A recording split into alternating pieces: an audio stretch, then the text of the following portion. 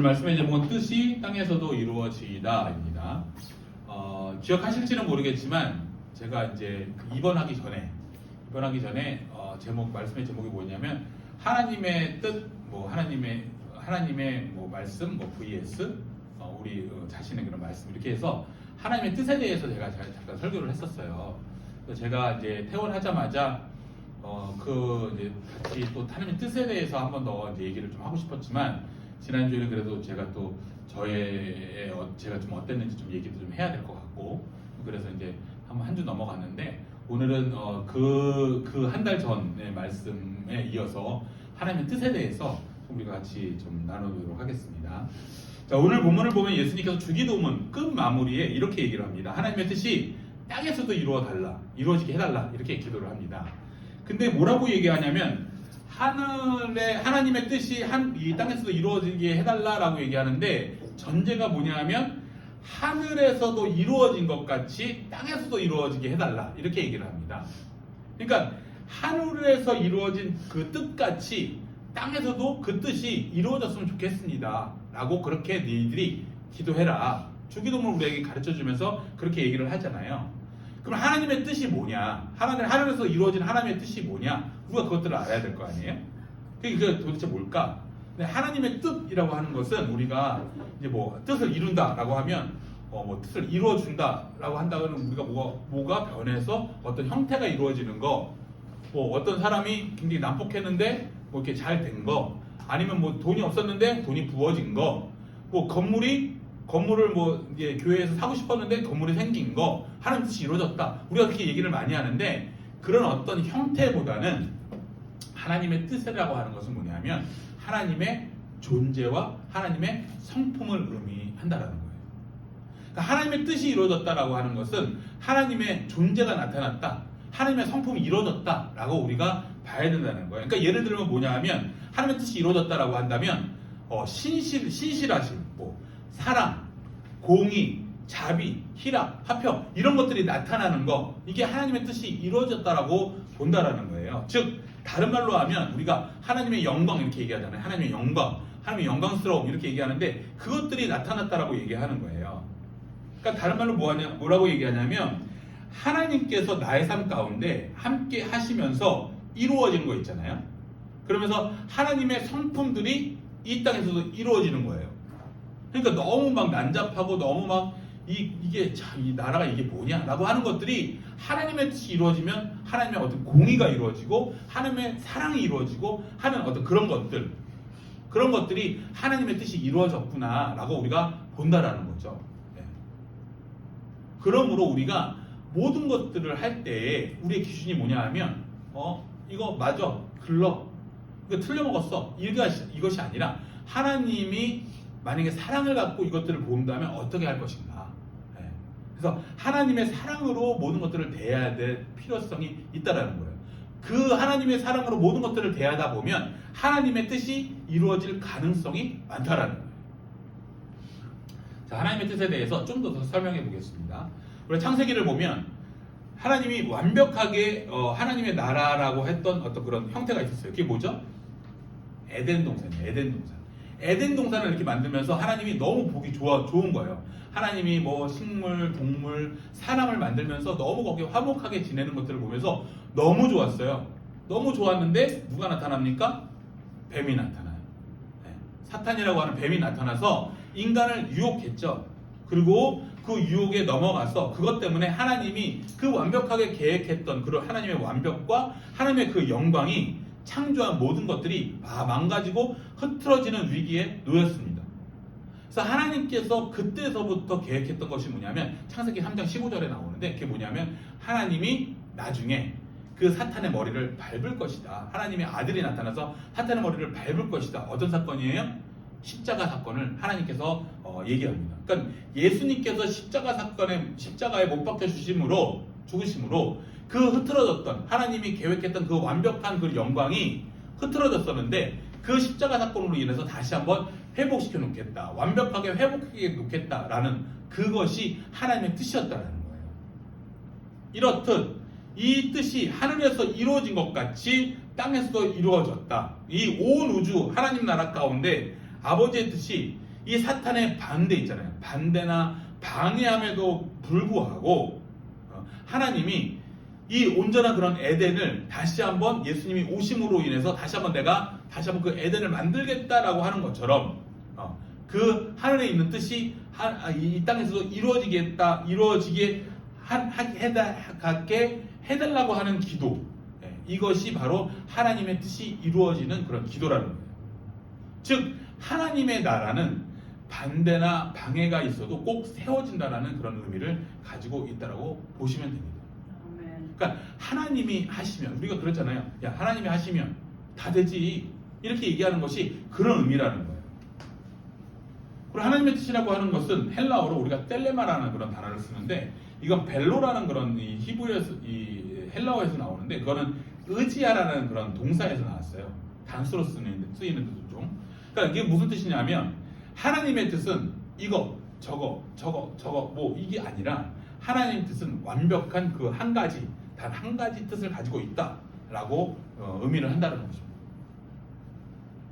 하나님의 뜻에 대해서 조금 더 살펴보겠습니다. 구약에서 하나님의 뜻을 나타내는 것이 한 세 가지가 나오는데, 첫 번째로 우리가 볼 것은 따라서 하십시오. 하나님의 기쁨입니다. 하나님의 뜻은 하나님의 기쁨이에요. 자, 시편 40편 8절 우리가 읽겠습니다. 시편 40편 8절입니다. 자, 시작. 나의 하나님이여, 내가 주의 뜻 행하기를 즐기오니 주의 법이 나의 심중에 있나이다 하였나이다. 아멘. 이 말씀을 보면 나의 하나님이여, 내가 주의 뜻 행하기를 즐기오니 주의 법이 나의 심중에 있다, 이렇게 얘기를 합니다. 그러니까 주의 뜻은 뭐냐면 하나님의 기쁨을 의미한다라는 거예요.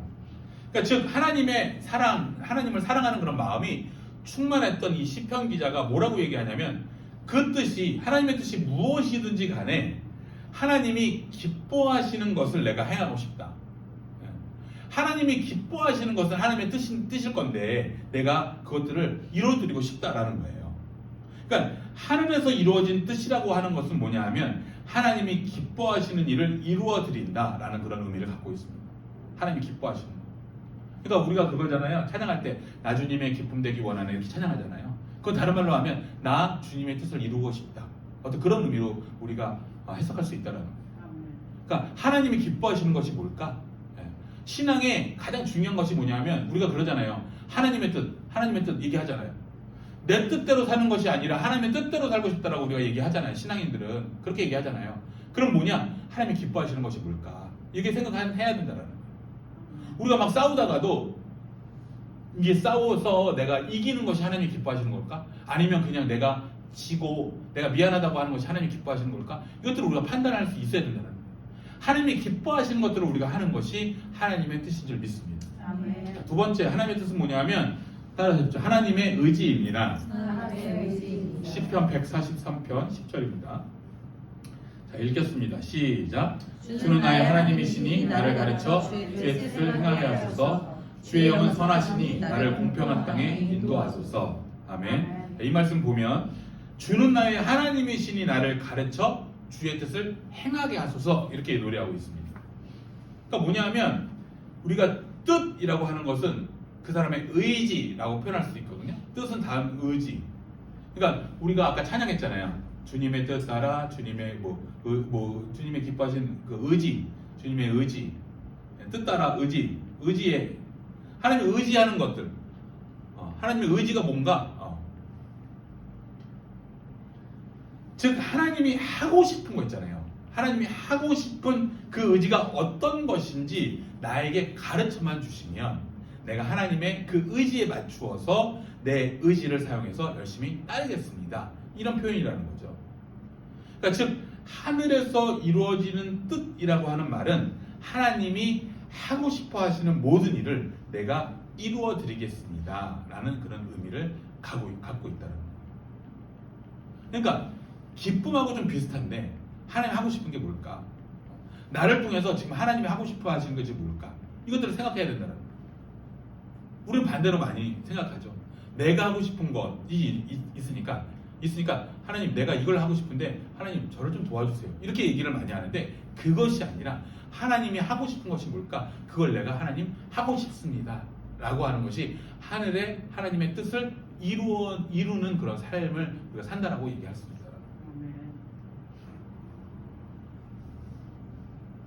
자, 우리가 하나님의 뜻을 좀 모으는 거예요. 자, 세 번째는 은혜로운 목적입니다. 따라하십시오. 은혜로운 목적입니다. 은혜로운 목적. 하나님의 뜻은 은혜로운 목적입니다. 자, 이사야서 25장 1절입니다. 같이 한번 읽겠습니다. 시작. 여호와여 주는 나의 하나님이시라. 내가 주를 높이고 주의 이름을 찬송하오리니 주는 기사를 옛적에 정하신 뜻대로 성실함과 진실함으로 행하셨습니다. 아멘. 이사야 선지자가 얘기하는데 뭐라고 얘기하냐면 여호와여 주는 나의 하나님이다 라고 얘기합니다. 그래서 뭐라고 얘기하냐면 주는 기사를 옛적에 정하신 뜻대로, 옛적에 뭘 정하셨어요? 그 뜻대로 성실함과 진실함으로 행하셨습니다. 이렇게 표현하는데 좀 어려워요, 표현이. 자, 표준세 번역으로 다시 한번 읽겠습니다. 시작. 주님은 나의 하나님이십니다. 내가 주님을 높이며 주님의 이름을 찬양하겠습니다. 주님께서는 놀라운 일들을 이루시고 예전에 세우신 계획대로 신실하고 진실하게 이루셨습니다. 아멘. 네. 이것은 하나님이 자신의 영광, 하나님의 어떤 영광이 있을 수 있겠죠. 그리고 자기 백성들, 그러니까 우리들을 의미하는데 이 자기 백성들의 행복했으면 좋겠다. 그리고 하나님이 이 자기 백성들이 행복했으면 좋겠고 자기 백성들이 그냥 찌질하게 사는 것이 아니라 명예롭게 살았으면 좋겠다. 이런 어떤 그런 마음을 위해서 미리 정해놓으신 뜻이 있다라는 거예요. 내가 행복하고 내가 명예롭게 살고 싶은 내 백성이 그렇게 좀 살고 싶다. 살았으면 좋겠다라는 그런 뜻이 있다라는 거예요. 그런 미리 정해놓으신 은혜로운 계획이 있다. 이것들을 가리키는 거예요. 즉 이걸 좀 풀어서 얘기하면 뭐냐면 하늘에서 이루어진 뜻이 땅에서 이루어졌으면 좋겠다라는 건 뭐냐면 하나님이 우리에게 은혜를 주시기 위해서, 우리 한 사람 한 사람에게 은혜를 주시기 위해서 어떤 목적을 갖고 이미 계획하고 있다라는 거예요. 계획하고 있는 게 있다라는 거예요. 그래서 우리가 사형리라는 걸 얘기할 때 그렇게 얘기하잖아요. 하나님은 당신을 사랑하십니다. 그리고 다 뭐라고 얘기해요? 하나님은 당신에게 계획이 있으십니다. 이게 얘기하잖아요. 그런 계획이 있다라는 거예요. 그러므로 하나님의 뜻은 하나님의 뜻만 위하는 것이 아니라, 그러니까 우리가 막 하나님의 뜻을 위해서 막 힘들게 하나님 뜻을 위해서 이렇게 살고 열심히 노동하고 어떻게 열심히 헌금하고 이렇게 어떤 그런 것만이 아니라 하나님의 뜻은 하나님을 위한 뜻만이 아니라 우리를 위한 계획도 포함되어 있다는 거예요. 그러므로 우리가 하나님의 뜻을 좀 다시 한번 정리하자면 뭐냐면 하나님의 기쁨, 하나님의 의지, 하나님의 은혜로운 목적 이런 의미로 바꿀 수 있다는 거예요.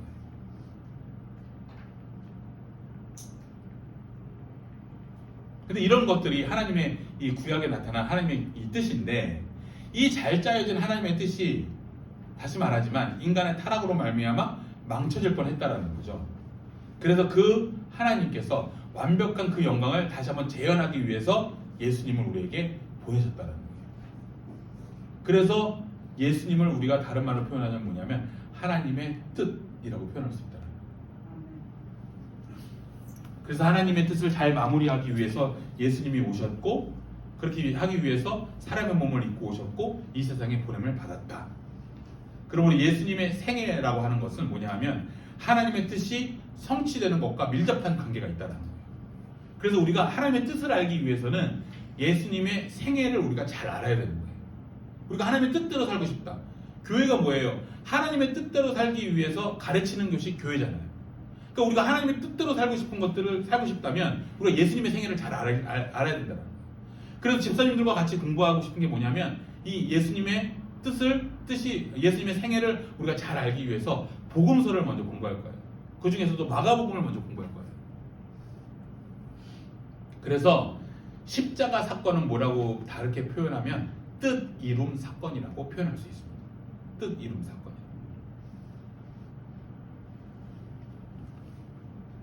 자, 뜻 이룸 사건을 위해서 예수님이 어떻게 기도하시는지 한번 보겠습니다. 누가복음 22장 42절입니다. 자, 읽겠습니다. 시작. 이르시되 아버지여 만일 아버지의 뜻이거든 이 자를 내게서 옮기시옵소서. 그러나 내 원대로 마옵시고 아버지의 원대로 되기를 원하나이다 하시니. 아멘. 자, 이 말씀 아시죠? 하나님 아버지께 겟세마네 동산에서 마지막으로 땀이 피가 되도록 예수님께서 기도하는 장면입니다. 아버지여, 만약 아버지의 뜻이거든 이 잔을 내게 옮기시옵소서. 그러나 내 원대로 하지 마시고 아버지의 뜻대로 하십시오. 이 잔이 뭡니까? 예수님의 십자가 죽음이잖아요.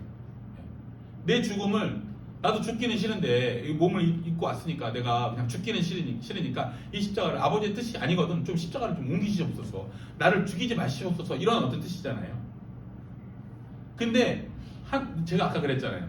하나님의 뜻이 뭐예요? 예수님을 보낸 건데, 예수님을 보내서 십자가 사건을 만드는 건데, 십자가 사건은 뭐예요? 그러니까 즉 예수님은 왜 오셨냐라고 하면 죽으시기 위해서 왔다는 거예요. 우리를 위해서 죽으시기 위해서. 즉 예수님은 처음부터 죽으시기 위해서 인간의 몸을 입고 이 세상에 오셨다는 거예요. 예수님이 하나님이심에도 불구하고 인간의 몸을 입고 오신 세 가지 이유가 있습니다. 첫 번째 뭐냐면, 우리가 하나님의 사랑이 보여요? 여러분 딱 이렇게 보면 이렇게 가시적으로 보여요? 하나님의 사랑이 보이지는 않잖아요. 근데 보이지 않는 하나님의 사랑을 예수님을 통해서 이게 하나님의 사랑이야 라는 것들을 보여주기 위해서 인간의 몸을 입고 오셨다는 거예요. 그 첫 번째 이유예요. 두 번째 이유는 뭐냐면, 우리와 똑같이 그냥 신은 신이고 그래 인간은 인간이다 이게 아니라, 신이 인간이 돼서 오신 이유는 우리와 똑같이 고난을 체험하기 위해서 사람의 몸을 입으시고 오셨다는 거예요. 그래서 하나님이니까 그렇지 이 말을 못하게끔, 왜냐하면 예수님도 우리와 같이 고난을 당하셨기 때문에 그 고난이 뭔지 안다라는 거죠. 그리고 세 번째 이유는 뭐냐면, 가장 중요한데, 우리의 죄를 대속하고 죽으시려고 죽을 수 있는 육체를 입고 우리에게 오셨다는 거예요. 육체를 입고 오시지 않았으면 죽을 수는 없잖아요. 그러니까 왔다라는 거예요. 그러므로 예수 그리스도의 십자가의 죽음은 아버지의 뜻이 이루어지게 하는 가장 중요한 사건이라는 거예요. 예수님께서 인류를 구원하고자 하시는 완벽한 계획을 완성하기 위해서는 예수님께서 십자가에 죽으셨어야 했으므로, 그 뜻이 하늘에서 이루어진 것 같이 땅에서 이루어지게 해달라고 하신 이 기도는 이미 예수님 자신이 십자가에서 대속의 죽음을 이루겠다라는 그런 결심이 담겨져 있는 그런 기도였다라는 겁니다. 이처럼 예수님께서는 하나님 아버지의 뜻이 온 인류가 구원받고 그들을 다시 하나님께로 돌아오게 하는 것임을 알고 죽기까지 아버지의 뜻에 복종하셨습니다. 여러분, 지금까지 하는 것들이 쉬운 교리가 아니에요. 굉장히 중요한 교리고, 이것은 기독교의 굉장히 핵심적인 그런 에키스 같은 어떤 그런 말씀이에요. 그러니까 여러분들이 그냥 듣고 이게 오늘은 좀 어렵다, 이게 좀 잘 안 들어온다 이렇게 하더라도 일단 들으셔야 되는 거예요. 어느 순간에 이 말씀이 이 뜻이구나, 이것들을 알게 될 거예요. 그러니까 나만 이해 못하나? 여러분, 아니에요. 다시 한번 기억하십시오. 예수님의 생애 전체가 하나님 아버지의 뜻을 이루기 위하여 이 세상에 오신 생애였고, 그 뜻을 이룬 핵심 사건이 뭐냐면 십자가에서 우리의 죄를 짊어지고 대신 죽으시는 것이었어요. 그러므로 예수님께서 우리를 위하여 지신 십자가는 하나님을 떠나서 망가지고 타락한 이 절망적인 세상의 유일한 희망이 되는 것입니다. 그러므로 뜻이 하늘에서 이루어진 것 같이 땅에서도 이루어지다, 이 말은 뭐냐면 십자가의 죽음이 포함되어 있는 아주 중요한 기도라는 거예요. 그리고 하나님의 뜻은 또 이 신약에 나온 가장 중요한 뜻이 뭐냐면 잃어버린 자들의 구원이라는 거예요. 자, 요한복음 6장 39절입니다. 자, 읽겠습니다. 시작. 나를 보내신 이의 뜻은 내가 주신 자 중에 내가 하나도 잃어버리지 아니하고 마지막 날에 다시 살리는 이것입니다. 그러니까 나를 보내신 뜻이 있다라는 건데, 그게 뭐냐면 내게 주신 그런 사람들 중에 하나도 잃어버리지 아니하고 마지막 날에 내가 다시 살려내는 것, 이게 하나님의 뜻이다라는 거예요. 그게 예수님의 최고의 관심사였다는 거예요.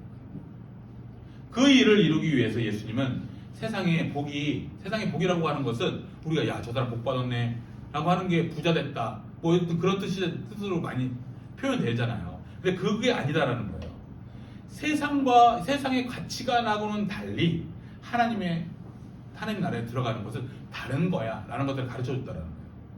즉 예수님이 공생애를 사시면서 예수님이 사시면서 가르쳤던 거 중요한 게 첫 번째 뭐냐면 하나님을 잘 모르는 사람에게 진리를 깨닫게 해주시는 거예요. 그러니까 우리가 성경을 제대로 깨닫는 거 이게 하나님의 뜻이에요. 하나님의 뜻이 뭘까? 그 첫 번째가 뭐냐면 우리가 하나님의 뜻을 이 성경을 제대로 우리가 내가 몰랐었는데 이게 하나님의 뜻이었구나. 이 성경을 통해서 배우는 거 이게 첫 번째 뜻이에요. 두 번째는 뭐냐면 병든 자들을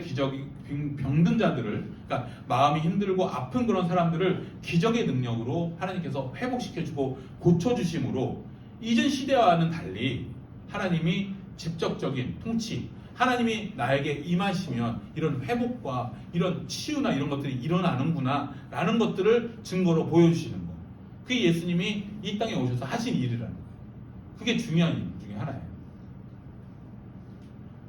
그러니까 예수님께서 인간의 몸을 입고 오셨지만 예수님께서 종처럼 섬기심으로 사랑하는 자기의 그런 양떼들에게 당장 눈에 보이지 않는 하나님의 깊은 그런 사랑이 어떻게 나타나는지를 알려주셨고 이렇게 해서 한 사람 한 사람을 구원해내고 살리는 이 일이 바로 예수님이 하신 일이고 바로 우리가 해야 될 일이라는 거예요. 근데 중요한 건 뭐냐면 이 하나님의 뜻의 핵심은 하나님이 그 나라를 성취해감에 있어서 그러니까 하나님의 뜻이 이루어진 것 같이 땅에서 이루어지다 했잖아요. 이 땅에서 이루어질 때 이 성취해 나갈 때 혼자 하시지 않는다라는 것이 핵심이에요. 그러니까 예수님의 뜻이 뭘까? 이런 것들을 생각하고 순종하고 섬기는 우리 성도들의 희생과 봉사를 통해서 하나님의 나라를 앞당기기도 하시고 늦추시기도 하신다는 거예요. 열정을 다해 기도하고 눈물로 하나님 앞에 매달린다면 그 나라는 더 많은 사람들로 채워지게 될 것이고 또 하나님 아버지의 뜻은 이 땅에서 더 속히 이루어지게 될 줄 믿습니다. 즉 하나님의 나라가 더 빨리 이 땅에 오게 하는 길은 예수님의 십자가 사건, 즉 복음을 전하는 것인데 하나님을 멀리 떠나서 스스로 아버지께 돌아올 수 없는 그런 사람들을 향하여 우리가 사랑의 열정을 가지고 전도하고 선교하는 것이 이 땅에 하나님의 나라가 오게 하는 첫 번째 긴급 조치라는 거예요.